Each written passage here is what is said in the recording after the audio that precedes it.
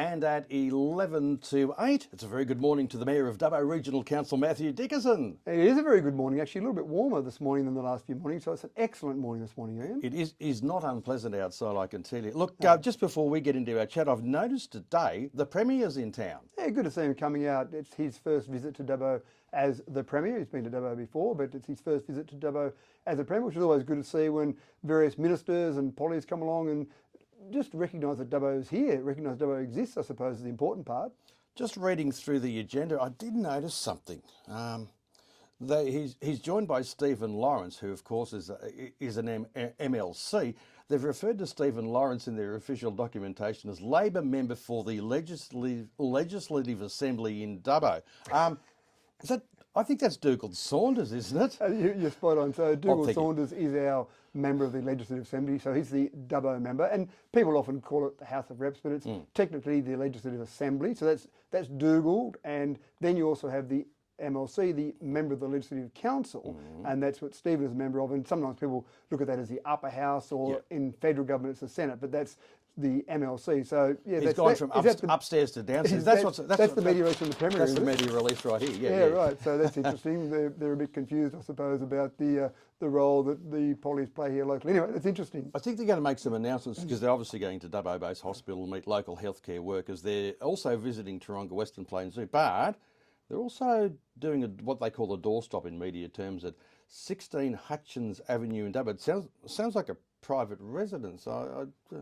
I imagine they're probably going there. What time are they doing that? 1 o'clock this afternoon. Yeah, I imagine that tomorrow there's a change in the stamp duty. So you may remember during the election program, they talked about changing the stamp duty from being the potential of annual fee going to a one-off fee, which was the last government did that. And from the 1st of July, they're changing that back. And also, I think the first homeowners are going up from the $650 as the threshold to $800,000 as the threshold. Probably not that relevant in Dubbo for first homeowners. I don't know a lot of first homeowners that spend $800,000 on their first home in Dubbo. Probably more relevant in Sydney than it is in Dubbo. But I imagine they're going on to 16 Hutchins Avenue today. So the Premier will be there at 16 Hutchins Avenue, you're saying? Good. I'm just thinking to myself, might be a good opportunity for anybody with thoughts on the Spears Drive Rehab Centre. Maybe they could go up there and have a bit of a chat. I don't know how approachable they are in these things. I'm a bit naive like that, but maybe they could go up and quiz him or make their thoughts known. I don't know. Well, I've certainly talked to Chris Minns before and met Chris Minns before, and he seems a very approachable person. Yeah, oh, good. Yeah, so look, it's a good point. He's in Dubbo, so take advantage of the opportunity.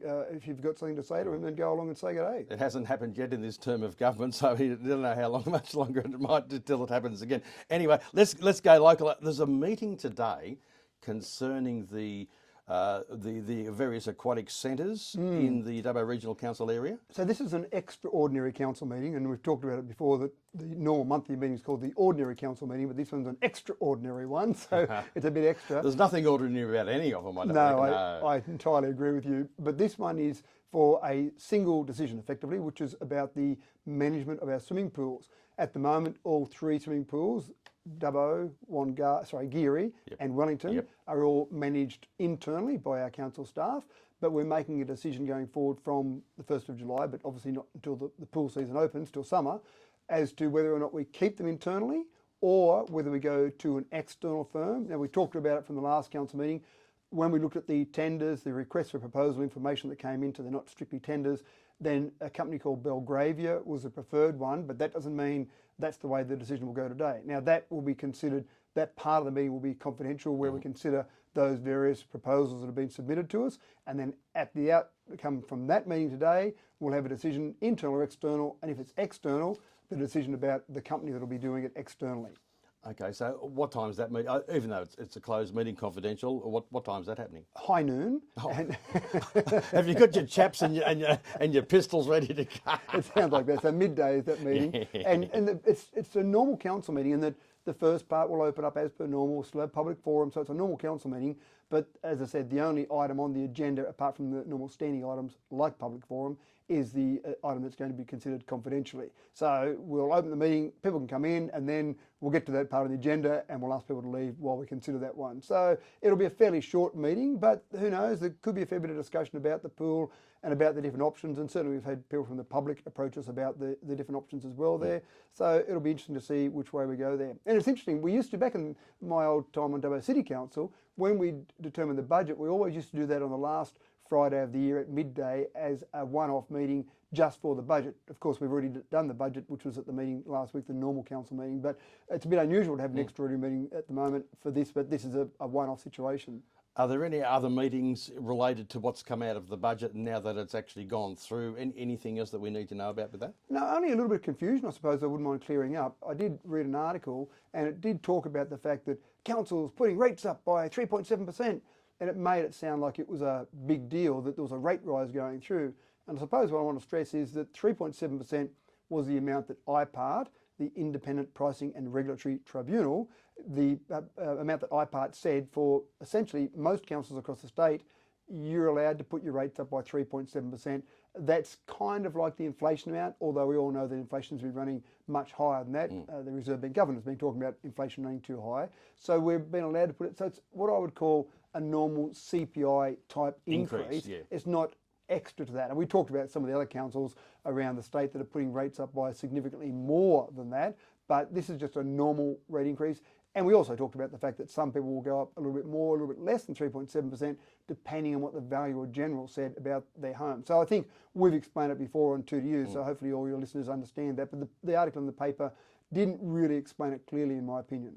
Okay, in that particular case, may I ask, a council, I mean, understandably, costs are going up, wages, everything is being adjusted. Superannuation contributions, they change from July 1. So council does have more expenses, but could a council say, we're not even going to put it up at all? Can they say that, or IPART recommends things? How does that work? So you're right, you could put it up by 0%, you put it up by 1%, 2% if you like. So you can put it up to a maximum of the IPART amount. Now, I'm not aware of any councils across the state that decided not to put it up. Every council that I spoke to and saw information from said 3.7%, that's really making a struggle, but you could put it up by a lower amount. And we've had this discussion many years ago. I remember having that same discussion. And part of the problem is the rate pegging amount that IPART set is for the maximum amount each year. If you decided as a council not to put it up 1 year, you never catch that up. The trouble is, that's right, you probably have to apply for a larger increase in one lump sum, and that's probably going to hurt more, isn't it? You're spot on, I think. So putting it up each year by a CPI type amount, something around that CPI amount, means that it's a bit fairer ongoing long term, if you like. But again, if you don't put it up by 3.7% this year, next year you don't get it put it up by 3.7 plus the rate pegging amount. It's just the rate pegging amount again. About a minute to go, Matthew. The Dubbo Regional Council is reminding people not to burn in their backyards. So pollution is obviously an issue there. And you do notice that one of the great things about living in a regional area like Dubbo is you can walk the streets, ride your bike and have nice fresh air.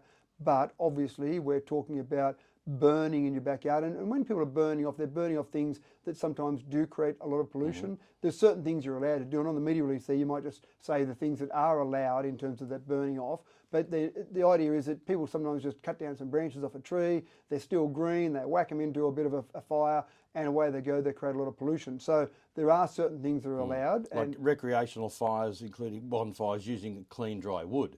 Correct. But so if you were out and just had a fire to cook some food, for example, or you were just getting a bonfire, if you had a little bonfire together, again with dry wood, that's okay. But it's more the burning off of rubbish which does create some of that pollution. Putting some of that stuffed plastics into the 44-gallon drum or something like that. Sort of, exactly. Anyway. Yeah. So it's under the protection of the Environmental Operations Clean Air Regulation. The Dubbo Regional Council just following that there, and they'll be watching out for that. Matthew Dickerson, as always, thank you very much for your time this morning. My pleasure, Anne. 2DU, it's now coming up to 2 minutes to 8. That means we've got the latest in news, sport and weather for you in a couple of minutes' time here on 2DU.